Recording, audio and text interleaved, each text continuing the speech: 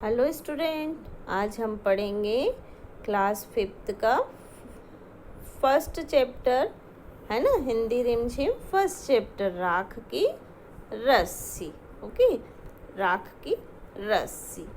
लोनपो गार तिब्बत के 32वें राजा सोनग वसेन गापो के मंत्री थे। वे अपनी चालाकी और हाजिर जवाबी के लिए दूर दूर तक मशहूर थे। कोई उनके सामने टिकता न था। चैन की जिंदगी चल रही थी, मगर जब से उनका बेटा बड़ा हुआ था उनके लिए चिंता का विषय बना हुआ था। कारण यह था कि वह बहुत भोला था। होशियारी उसे छूकर भी नहीं गई थी। लोनपो गार ने सोचा, मेरा बेटा बहुत सीधा साधा है, मेरे बाद उसका काम कैसे चलेगा। अब लोनपो गार ये नाम है ना, तिब्बत के 32वें राजा का, ठीक है, जो कि सोनगवसेन गापो के मंत्री थे और अपनी चालाकी और हाजिर जवाबी के लिए वो दूर दूर तक मशहूर थे, है ना। उनके सामने कोई भी टिक नहीं पाता था। उनकी ज़िंदगी बड़ी चैन से चल रही थी, लेकिन उनकी ज़िंदगी में बेचैनी कब आई, चिंता कब बढ़ी, जब उनका बेटा बड़ा हुआ, है ना। अब बेटा बड़ा हुआ तो वो उनको चिंता हुई। और चिंता क्यों हुई? क्योंकि उनका जो बेटा था वो बहुत ज़्यादा भोला था, है ना। होशियारी उसको ज़रा भी नहीं आती थी। अब लोनपो गार ने सोचा कि मेरा बेटा तो क्या है, बहुत ही सीधा साधा है, अब मेरे बाद इसका काम कैसे चलेगा। एक दिन लोनपो गार ने अपने बेटे को 100 भेड़े देते हुए कहा, तुम इन्हें लेकर शहर जाओ, मगर इन्हें मारना या बेचना नहीं। इन्हें वापस लाना 100 जौ के बोरों के साथ, वरना मैं तुम्हें घर में नहीं घुसने दूंगा। इसके बाद उन्होंने बेटे को शहर की तरफ रवाना किया। अब लोनपो गार ने अपने बच्चे को होशियार बनाने के लिए क्या किया, एक बार 100 भेड़े ला के दे दी और उसको क्या कहा कि तुम इनको लेकर कहाँ जाओ, शहर जाओ, लेकिन शहर में न तो इनको मारना है और ना ही इनको बेचना है, इन्हें वापस लाना है ना। और वो भी किसके साथ में, 100 जौ के बोरों के साथ, है ना। लेकिन अगर नहीं लेके आए तो मैं तुम्हें घर में नहीं घुसने दूंगा। और उन्होंने अपने बेटे को शहर की तरफ रवाना कर दिया। लोनपो गार का बेटा शहर पहुंच गया, मगर इतने बोरे जौ खरीदने के लिए उसके पास रुपये ही कहाँ थे। वह इस समस्या पर सोचने विचारने के लिए सड़क किनारे बैठ गया, मगर कोई हल उसकी समझ में ही नहीं आ रहा था। वह बहुत दुखी था। तभी एक लड़की उसके सामने आ खड़ी हुई। क्या बात है, तुम इतने दुखी क्यों हो? लोनपो गार के बेटे ने अपना हाल कह सुनाया। इसमें इतना दुखी होने की क्या बात नहीं, कोई बात नहीं, मैं इसका हल निकाल देती हूँ। इतना कहकर लड़की ने भेड़ों के बाल उतारे और उन्हें बाजार में बेच दिया। जो रुपये मिले उनसे 100 जौ के 100 बोरे खरीद कर उसे घर वापस भेज दिया। अब क्या हुआ, अब लोनपो गार का जो बेटा था वो चला तो गया, है ना। अब लेकिन उसके पास पैसे तो थे नहीं कि वो 100 जौ के बोरे खरीद ले, है ना। इसलिए उसने क्या किया, अब वो सोचने पर मजबूर हो गया और सोचते सोचते वो सड़क के किनारे पर बैठ गया। लेकिन उसको कोई भी हल नज़र नहीं आया कि अब वो क्या करे। बहुत ज़्यादा वो दुखी हो गया था। तभी एक लड़की आई, है ना, उसके सामने आकर खड़ी हो गई। उसने पूछा, तुम इतने दुखी क्यों हो रहे हो? तब लोनपो गार के बेटे ने क्या कहा कि मेरे पिताजी ने मेरे सामने ऐसी शर्त रखी है, लेकिन अब मैं इसको पूरा कैसे करूं, क्योंकि मेरे पास पैसा नहीं है। तब लड़की ने कहा, इसमें चिंता करने की कोई बात नहीं है। और लड़की ने क्या किया, भेड़ों के बाल उतारे, उनको बाजार में बेचा और उनसे 100 रुपये उनसे जो रुपये मिले उनसे 100 बोरे उसने क्या खरीदे, जो खरीदे, और उसको वापस घर भेज दिया। लोनपो गार के बेटे को लगा कि उसके पिता बहुत खुश होंगे, मगर उसकी आप बीती पर उन्होंने ध्यान नहीं दिया।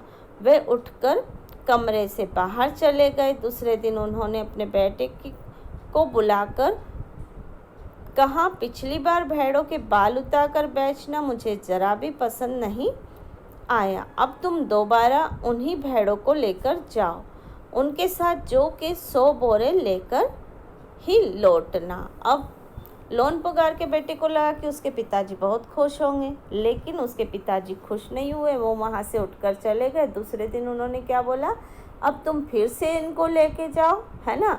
अब की बार इन भेड़ों के बाल उतार कर बेचना मुझे पसंद बिल्कुल नहीं आया, है ना। इसलिए क्या करो, तुम फिर से जाओ, है ना, और फिर से जौ के 100 बोरे लेकर ही लौटना। एक बार फिर निराश लोनपोगार का बेटा शहर में उसी जगह जा बैठा। न जाने क्यों उसे यकीन था कि वह लड़की उसकी मदद के लिए ज़रूर आएगी, और हुआ भी कुछ ऐसा ही। वह लड़की आई। उससे उसने अपनी मुश्किल कहे सुनाई। अब तो बिना जौ के बोरे 100 बोरों के मेरे पिता मुझे घर में नहीं घुसने देंगे। लड़की सोचकर बोली, एक तरीका है। उसने भेड़ों के सींग काट लिए। उन्हें बेचकर जो रुपये मिले उनसे 100 बोरे जौ खरीदे। बोरे लोनपोगार के बेटे को सौंपकर लड़की ने उसे घर भेज दिया। अब क्या हुआ, अब की बार फिर लोनपोगारे का जो बेटा था, है ना, वो वापस गया शहर, और शहर जाकर उसको फिर यकीन था कि वो लड़की वापस ज़रूर आएगी उस जगह, है ना। और वो वहाँ बैठ गया, और ऐसा ही हुआ कि लड़की आई। लड़की ने फिर से उससे पूछा, तो लोनपोगार के बेटे ने उसको अपनी पूरी बात बताई कि इस बार मुझे क्या नहीं करना है, भेड़ों के बाल नहीं काटना है, लेकिन मुझे 100 बोरे जौ के लेके जाना है। अगर नहीं गया तो मुझे घर में नहीं घुसने देंगे। तो लड़की ने फिर सोचा और बोला, भेड़ों के सींग काट लिए, है ना, और उनको बेचकर जो रुपये मिले उससे जौ खरीद कर उसको फिर भेज दिया। भेड़े और जौ के बोरे पिता के हवाले करते हुए लोनपोगार का बेटा खुश था। उसने विजयी भाव से सारी कहानी कह सुनाई। सुनकर लोनपोगार बोले, उस लड़की से कहो कि हमें 9 हाथ लंबी राख की रस्सी बनाकर दे। उनके बेटे ने लड़की के पास जाकर पिता का संदेश दोहरा दिया। लड़की ने एक शर्त रखी, मैं रस्सी बना तो दूंगी, मगर तुम्हारे पिता को वह गले में पहननी होगी। लोनपोगार ने सोचा, ऐसी रस्सी बनना ही असंभव है, इसलिए लड़की की शर्त मंजूर कर ली। अब वो लेके तो आया, है ना, लोनपोगार का बेटा जौ के बोरे लेके आया, और अपने पिता को सौंप कर उसने सारी कहानी सुना दी।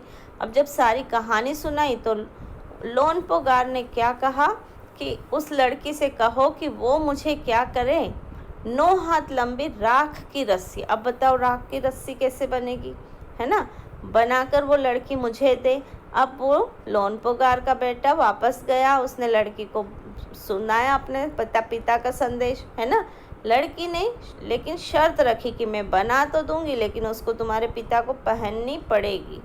तो लोनपोगार ने वो मंजूर कर लिया, क्योंकि उसको लगा कि राख की रस्सी बनाना बहुत ही असंभव है ना, इसलिए उसने शर्त मान ली। अगले दिन लड़की ने 9 हाथ लंबी रस्सी ली, उसे पत्थर के सील पर रखा और जला दिया। रस्सी जल गई, मगर रस्सी के आकार की राख बच गई। इसे वह सील समेत लोनपोगार के पास ले गई और उसे पहनने के लिए कहा। लोनपोगार रस्सी देखकर चकित रह गया। वे जानते थे कि राख की रस्सी को गले में पहनना तो दूर, उठाना भी मुश्किल है ना। अब उसको तो उठा भी नहीं सकते, हाथ लगाते ही वह टूट जाएगी। लड़की की समझदारी के सामने उनकी अपनी चालाकी धरी रह गई। बिना वक्त गवाए लोनपोगार ने अपने बेटे की शादी का प्रस्ताव लड़की के सामने रख दिया। धूमधाम से उन दोनों की शादी हो गई, है ना। क्या हुआ, लोनपोगार ने राख की रस्सी बनाने की शर्त रखी और लड़की ने क्या किया, रस्सी ली, उसको जला दिया और जो की त्यों उठा के वो ले आई, है ना, जैसी वैसी उठा के। लेकिन लोनपोगार को कहा कि तुमको उठा के पहनना पड़ेगी। अब लोनपोगार क्या हो गया, लड़की की चालाकी और समझदारी के आगे वो हार गया और उसने अपने बेटे की शादी उस लड़की के साथ करने की बात रखी और धूमधाम से अपने बेटे की शादी उस लड़की के साथ कर दी। ठीक है, तो समझ में आया आपको? राख की रस्सी समझ में आई? राख की रस्सी, यस। ये कहानी क्या है, क्या आपको सिखा रही है कि हमेशा हमको चतुराई से काम करना चाहिए, है ना, चतुराई और समझदारी से काम लेना चाहिए। जब हम चतुराई और समझदारी से काम लेते हैं तो हमारी सारी समस्याओं का हल हो जाता है। ठीक है, तो आज का ये चैप्टर हम यहीं ख़त्म करते हैं और आपको क्वेश्चन आंसर सेंड कर दिए जाएंगे, फेयर नोटबुक में आपको करना है।